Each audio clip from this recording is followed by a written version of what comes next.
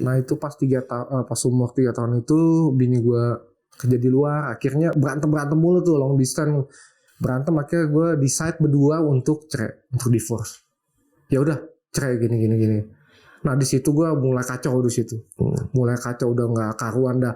Anak gue waktu itu dapat penitipan juga sih, si keluarganya ibu meninggal itu. Setiap anak gue titipin, gue kerjaannya tuh gue dugem apa hancur sih segala macam, sempet ya narkoba sempet lah waktu itu.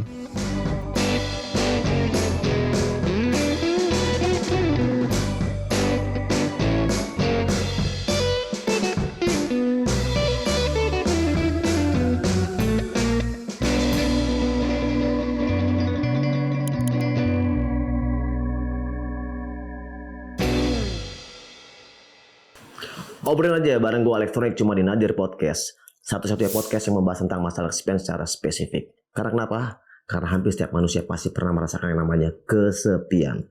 Dan apa penyebabnya? Bagaimana awal dan prosesnya sampai mereka bisa berada pada titik terendah dalam hidupnya. Di sini gue berharap dengan adanya Nadir Podcast ini bisa menjadi motivasi buat kalian semuanya. Dan sadar kalau kalian tidak hidup sendiri. Oke. Gimana nih guys, kita mau dengerin gak cerita mereka masing-masing mengalami dan menjalani masalah kesepiannya dan mengatasinya. Di saat ini, di episode ini gue datangkan seorang tamu, tapi gue gak mau cerita dulu karena kita dengerin cerita mereka aja. Oke, langsung aja kita obrolin bareng Ziko. Tepuk tangan dong. Oke Ziko, apa kabar? Sehat selalu ya. Makasih nih Ziko nih udah mau mampir ke Nadir Podcast ini untuk berbagi, menyediakan waktunya untuk kita ngobrol-ngobrol santai dah, ngobrol-ngobrol santai kan. Oke, Ziko, boleh tolong memperkenalkan diri dulu buat teman-teman Nadir Podcast, buat penonton dan pendengarnya. Silakan. Ya, silakan di mana aja. Kamera senternya situ. Siap. Nama gue Ziko, gue kerjaan gue sebagai PT, personal trainer, freelancer. Hobi gue semua tentang olahraga gue suka aja, semua aja kecuali golf sama sepak bola, itu aja. Yang lainnya gue semua suka. Terus gue lahir di Jakarta, bokap gue dari Aceh, nyokap gue Chinese Bandung, gue lahir di Jakarta. Jadi gue emang udah kayak anak Jakarta lah, kayak gak punya kampung lah. Semua keluarga semua udah di sini. Oke, berarti lo anak Jakarta, tapi lo lebih banyak stay di Bali gitu. Oh, di Bali gue ngerantau 9 tahun. 9 tahun di Bali. Oke, berarti lo kan lo emang asli anak Jakarta. Lo ada Chinese Bandung, gue juga ada Chinese Betawinya juga.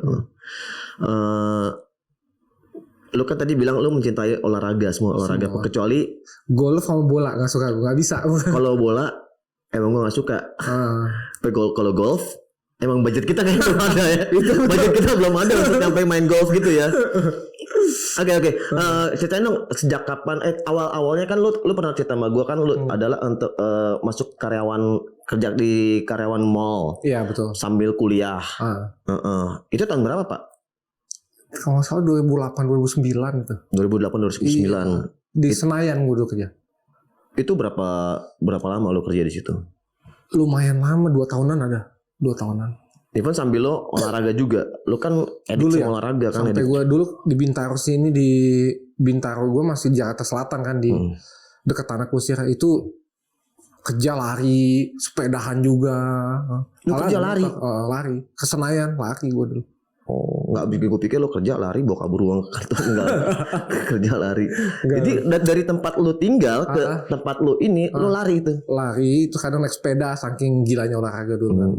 Dulu emang cita-cita kalau ditanya menyokap sih, kok Iko kan gue dipanggil. Iko dulu mau cita-cita lu apa sih kata nyokap. Nyokap gue kan lu gua juga sama gue. Sama lah. Terus gue bilang olahraga lah, gue bilang gitu. Jangan, guru olahraga nggak ada duit nih katanya begitu. Iya, orang tua zaman kan begitu kan. Taunya cuma insinyur, dokter apa macam kayak gitu-gitu nggak ada ininya. Kayak jadi artis pun juga artis nggak duitnya apa gitu, banyak stigma nggak benar juga. Dan sampai akhirnya lo menemukan passion lo itu di olahraga itu tahun berapa itu? Sambil kerja itu dulu olahraga pas di Bali. Pertama gue di Senayan itu doorman Plaza Senayan dulu gue. Sama Kakol dulu di rolling kan gitu. Manajemen Plaza Senayan. Pokoknya dulu sekarang kalau lihat ke mall Plaza Senayan itu, kalau lihat ada yang bukain pintu pakai jas itu, wow, make up tebal-tebal itu gue dulu gitu. Harus make up ya? Wah, dikasih dimodalin make up. Nggak boleh make up gotik gitu pakai eyeshadow. Rambut warna dikasih cat warnanya segala macam. Oh ya, seru. Nah di situ gue dapet tawaran kerja di hospitality di hotel. Pertama kan kamu kerja di hospitality. Gue kan dulu masih awam kan. Gue kan dulu kuliahnya advertising. Sama gue juga advertising. Tadi dulu. Oh gue di TKP Radio Dalam. Oh ITKP tahu. Yang perempatan itu ya. Udah nggak ada sekarang. Oh udah nggak ada. Udah nggak ada. Kenapa? Nggak tahu. Bangkrut. Nggak tahu. Terus itu ada cowok tuh bawa bapak pakai koper pakai jas tuh. Sini. Gue bilang, wah ini kayak setengah kopling nih. Lu kayak film ini deh apa? Quick Express deh. Ketemuin dipanggil akhirnya jadi gigolo gitu. Terus wah di sana gue deket ya. Kamu kerja nggak? Bilang gini juga katanya di front office katanya. Front office mau nggak bilang ini kartu nama saya. 2 orang ditawarin gue sama temen gue. Coba interview aja gitu. Bisa bahasa Inggris kan? Oh bisa gue bilang gitu. Pas interview segala macam ternyata itu untuk rekrutmen di Doha Qatar. Qatar di UAE. Di Arab ya? Iya hotel di sana opening Grand Hyatt Doha Qatar. Wih seru dong. Iya terus? jadi tim pre-opening pas gue sialan kayak ngejebak kan gue. Ini kayak ngejebak nih gitu. Akhirnya interview temen gue gak lolos. Lu? Karena bahasa Inggrisnya gue juga maksain juga sih waktu itu bahasa Inggris belum terlalu jago. Akhirnya lolos gue. Lolos akhirnya gue berangkat ke sana. Itu pertama kali perhotelan. Tahun? 2009-an. 2009 ya? 2009-2010. 2008 lu udah dipekerja di mall dan mulai masuk ke perhotelan. Akhirnya 2009 lu berangkat ke Qatar. Akhirnya di situ setahun doang gue bertahan. Karena nyokap gue meninggal. Oh iya. Nyokap gue meninggal. Terus gue izin kan. Ternyata gak bisa seizin seenak itu di luar negeri itu. Jadi mesti ada yang ngegaranti 2 orang. Rekomen dari lu? Iya teman kita maksudnya misalnya lu kerja juga di Arab kan. Itu lu mesti ngegaranti bahwa gue bakal balik lagi ke kerjaan itu. Kalau enggak gaji lu dipotong selama 1 tahun. Dipotong gaji lu untuk nge-backup gue. Karena lu udah ngegaranti. Gak ada yang mau ngegaranti waktu itu. Karena gue baru kerja sekitar 2 bulan 3 bulan. Nyokap meninggal. Pas nyokap meninggal akhirnya gue gak dapet. Cuma 1 doang ada. Dan itu pun percaya gak percaya itu orang luar. Bukan orang Indonesia. Orang Indonesia gak ada yang mau. Sesama orang Indonesia. Itu saking taunya orang Indonesia sama busuk ya kali mungkin gak ada yang mau ya. Buset ini saking taunya orang Indonesia sama busuk. Gue mikir makanya gila keras banget ini kata gue. Sama nationality maksudnya tapi nggak mau saling backup ya. Tapi emang resikonya tinggi. Yes. Pernah ada 1 orang temen gue pacaran nih suami istri kan. Suami istri pacaran ya. Satunya resign karena dia nggak katanya digaranti sama dia. Katanya mau balik lagi, nggak balik lagi. Setiap bulan gajinya dipotong terus selama 1 tahun. Sial. Gitu kasih. Terus akhirnya lo bisa pulang itu dengan 1 teman lo itu? Kontrak 1 tahun baru pulang. Jadi gue cuma ngeliat dulu pemakaman nyokap gue dari handphone aja. Dari dikirim dulu belum ada ini juga model laptop kan? Dulu aja masih zaman-zamannya baru buka-buka Facebook dulu kan. Masih Friendster dulu kan? Friendster, Facebook baru mulai sama apa ya? Yahoo Mail. Iya. Yahoo Mail itu aja. Akhirnya 1 tahun gue pulang tapi gue mikirin wah gue bakal keinget nyokap nih segala macem. Gue paling nggak bisa ngelihat keluarga meninggal. Akhirnya gue bilang ke bokap gue nggak mau balik ke Jakarta karena gue bakal inget nyokap semua. Gue ngerantau ke Bali akhirnya. Tahun 2010 1 tahun doang kan. 2010 gue merantau ke Bali 9 tahun tapi sempat ada balik berapa setahun gitu balik waktu opening Hotel Pullman dulu 2012. Di Bali lu sebagai belum dapat pas lu ke Bali kan di Bali gue kan? kerja di restoran. Oh di restoran. Di situ barista gue kerja situ. Wah itu restoran 24 jam. Gue mikirnya gue merantau ya udah gue ajak duit aja lah di situ lah bodoh gue lembur mulu di situ. 24 jam tapi kan bisa ada shift-shiftan kan? Shift-shiftan kan? Kalau ngambil shift orang yang penting lu lembur. Iya gue lembur gue nggak mikirin main segala macam. Gue yang penting dapat duit aja gue merantau gitu. Akhirnya baru gue sambilan kerja ngelamar di hotel lagi. Dan gue kerja lagi akhirnya di dunia perhotelan. Udah masuk olahraga di situ. Pas di Bali? Di Bali. Awalnya lo ketemu dengan lo ngegiatin olahraga lo itu pas di Bali tuh pas momen apa? Lo kan kerja dari barista di resto gitu. Akhirnya gue ngelamar di hotel di Discovery Kartika Plaza. Oh ya. Ya yang punya Pak TW ya. Nah gue ngelamar di situ katanya gue kan basicnya front office dulu kan.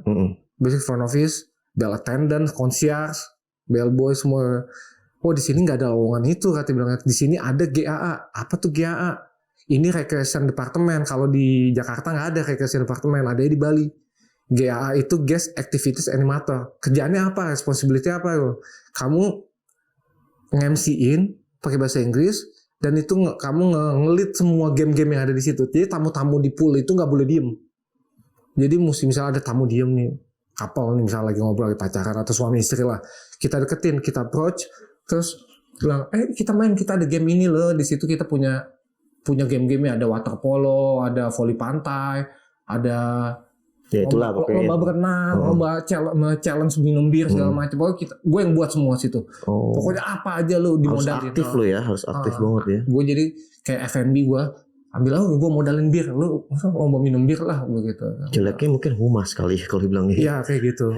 Akhirnya gue di situ udah olahraga, hidup loh di situ. Wah enak banget di sini kerja. Tapi waktu itu gue mikirnya, waduh, di sini lumayan agak keras di Bali ya kalau kelihatannya gitu ya. Iya, kita ngerantau kan.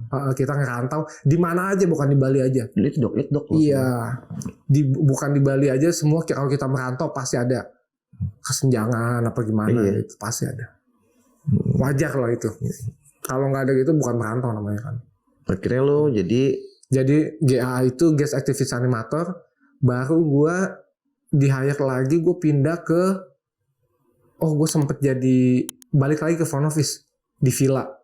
Gue jadi manajer di situ. Tapi nggak betah. Gue memang bukan tipikal orang yang di paperwork gitu. Kalau bilang paperwork, gue di depan komputer gini-gini. Gue ngerasa tuh kerja 8 jam, 9 jam udah kayak 24 jam karena bukan dunia gue. Oke. Wah, itu cerita yang menarik sekali ya. Nah, dengan kerja keras lu selama dari 2008 ya? Iya 2008. Sampai akhirnya menemukan jadi instruktur itu dan di restoran itu gue ketemu sama cewek. Nah itu lo jelasin apa lo punya. Nah di restoran itu waktu gue jadi barista, gue ketemu di situ sama cewek, dia kerja sekalian kuliah juga di situ. Gue liat ini kerja keras banget, akhirnya jadi istri gue lah di situ. Jadi istri gue sempet waktu gue open hotel Pullman, sampai gue Pullman yang pojokan sono. Pullman Central Park. Iya pojok. Kuta.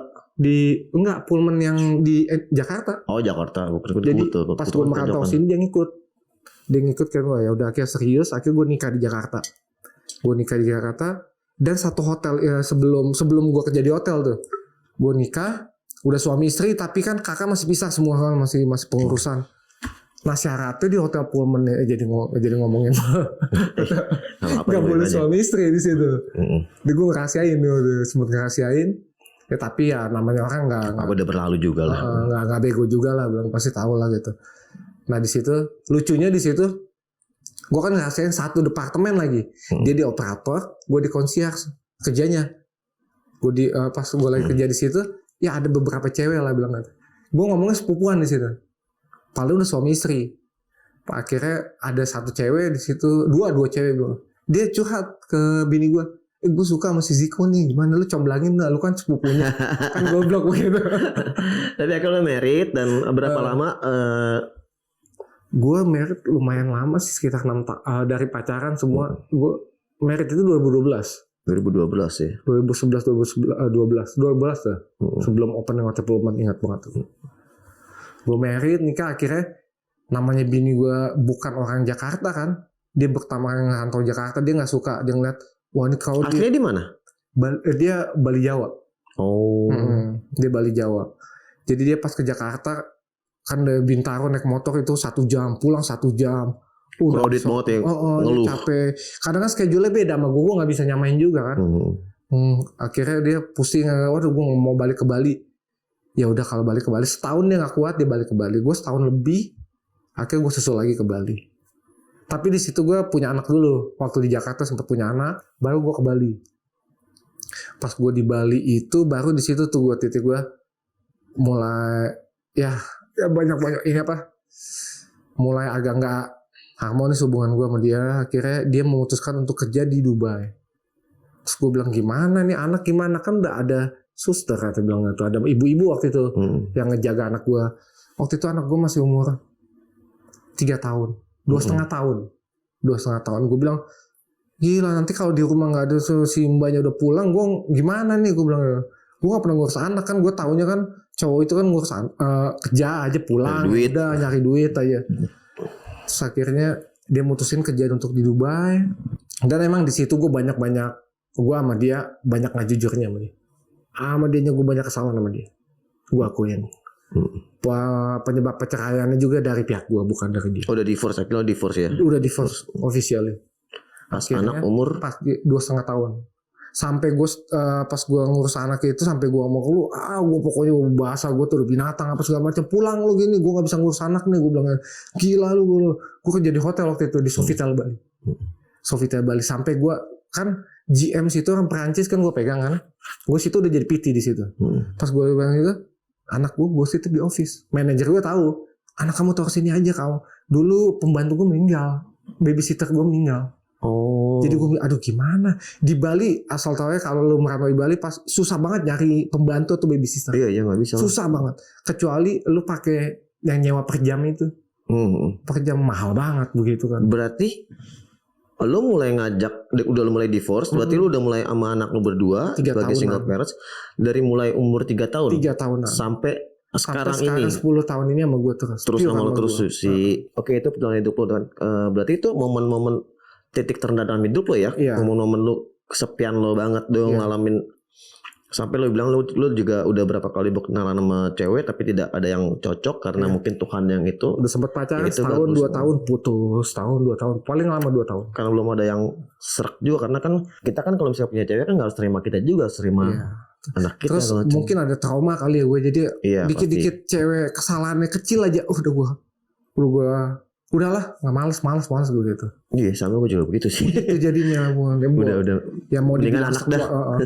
Orang sekuat apapun kalau udah masalah kayak begitu krusial banget pak. Apalagi anak lu cewek ya, lo harus jagain banget kan gini. Dapat yang udah klop sama anak, sama kitanya nggak klop. Iya. Udah klop sama kita, sama anak nggak bisa. Udah klop dua-duanya, agamanya beda, ada aja. Gue selalu beda.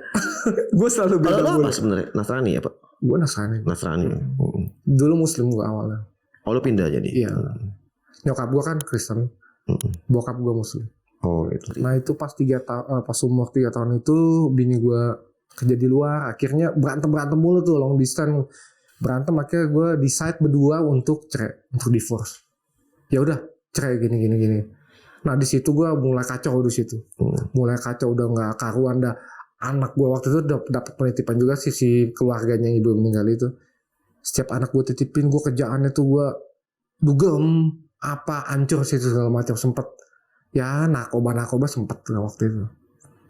Akhirnya gue lumayan stres pas setiap gue mabuk gue pulang, gue ngeliat anak gue nangis paling.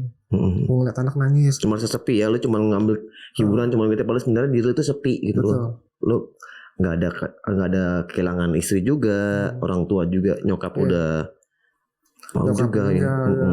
Dan di Bali pun nggak ada saudara sama sekali kan gue, paling keluarga istri. Nggak mungkin gue curhat sama keluarga istri. Lu bingung harus cerita ke siapa nih. Akhirnya ya udah gue sempet sekitar berapa tahun tuh, sampai 2 tahunan, sampai gila itu gue.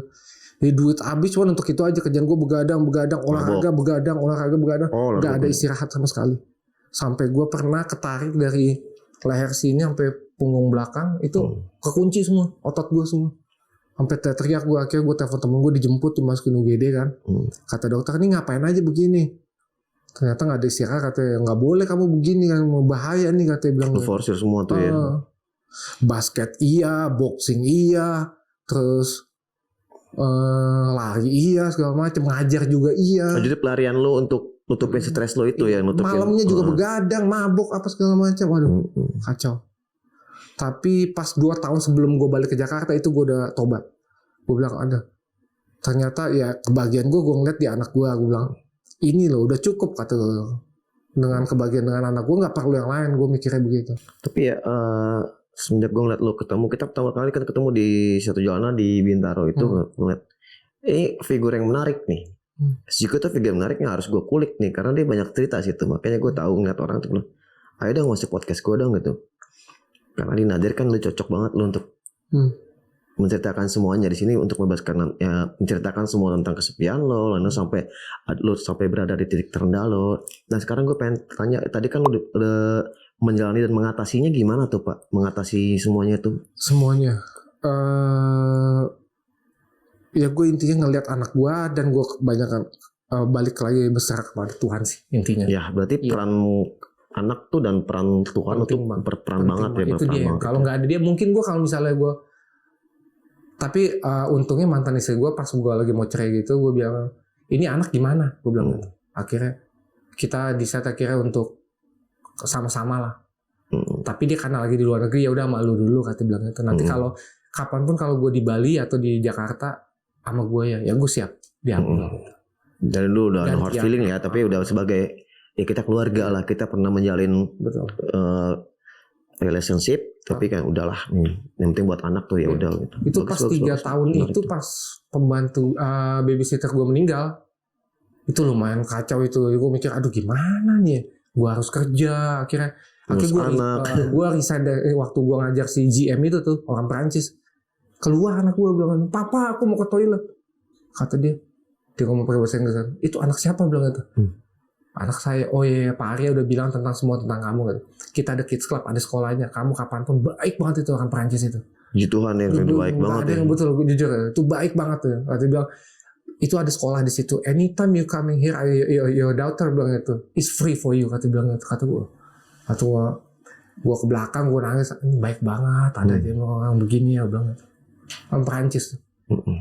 Akhirnya udah gitu gue bawa kan. Akhirnya gue gak enak sama dia. Gue mau resign mau ke Jakarta. Gue bilang gitu. Ya udah, kamu jangan resign. Saya transfer ke Jakarta, kamu tetap kerja. Gitu. Anak kamu makan apa sampai dia ngomong gitu. Terus gue bilang, waduh, gue nggak enak karena gue yang di mindset gue cuma mau freelance aja. Akhirnya gue freelance di Bali gitu gue bawa anak. Pertama kali gue bawa anak itu, gue ngajak ada klien kayak di daerah Jimbaran sana. Pas gue lumayan lama dah.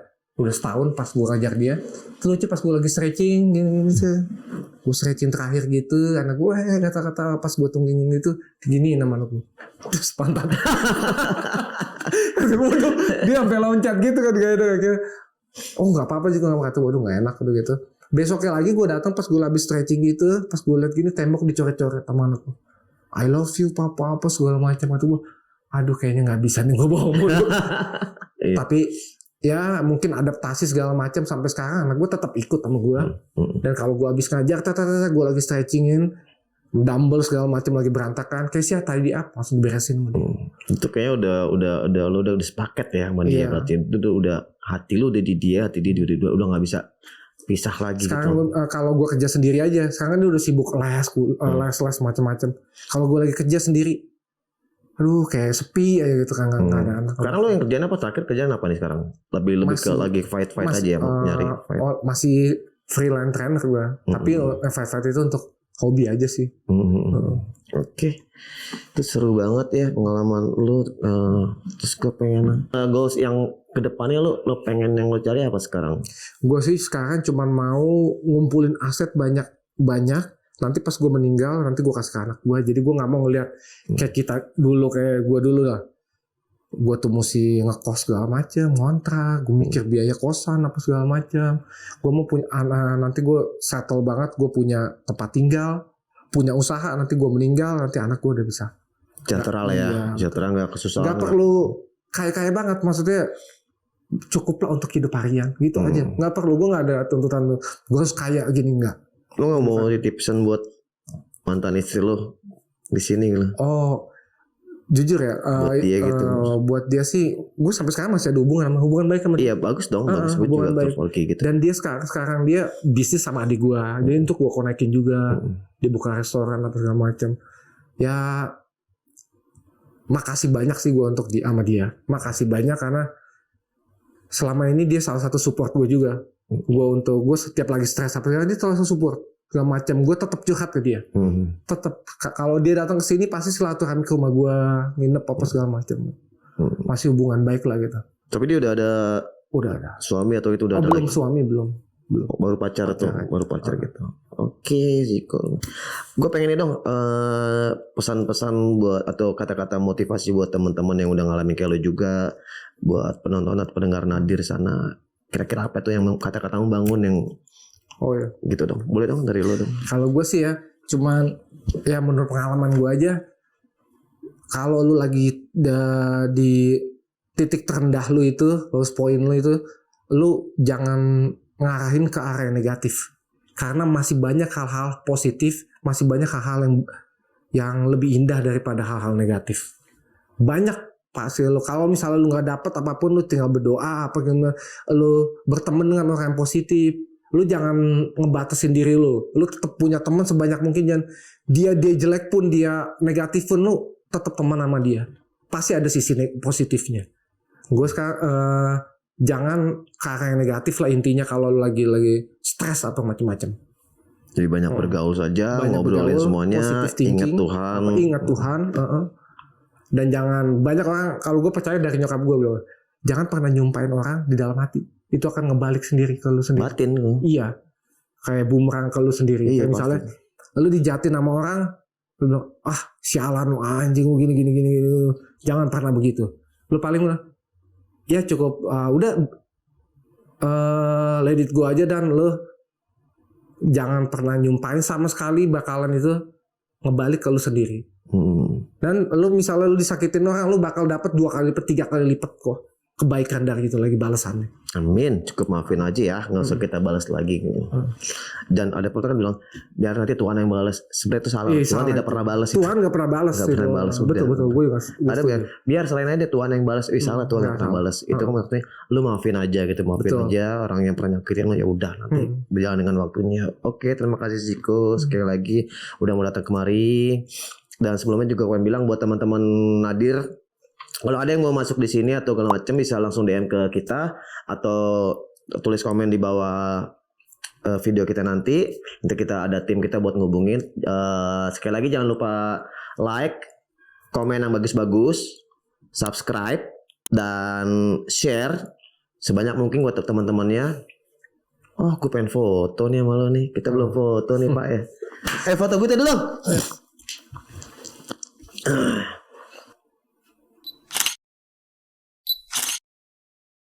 Mantap. Oke. Thank you sekali lagi. Sama-sama. Masih lanjut nih, gue punya merchandise buat lo. Waduh, mana? Di sini ada tulisnya makanya obrolin aja. Jadi setiap masalah segala macam dengan kita obrolin aja. Kalau kita nggak kuat, kalau macam obrolin aja, kita berserah diri pada Tuhan. Siap. Gitu loh. Nanti gue isi sama malah. Oke, sekali lagi terima kasih buat semuanya, buat pendengar, buat pemirsa, buat penonton dan segala macamnya. Terima kasih buat tim Nadir, terima kasih buat Dodi, terima kasih buat Galuh, terima kasih buat semuanya. Sampai ketemu lagi di episode Nadir berikutnya. Bye.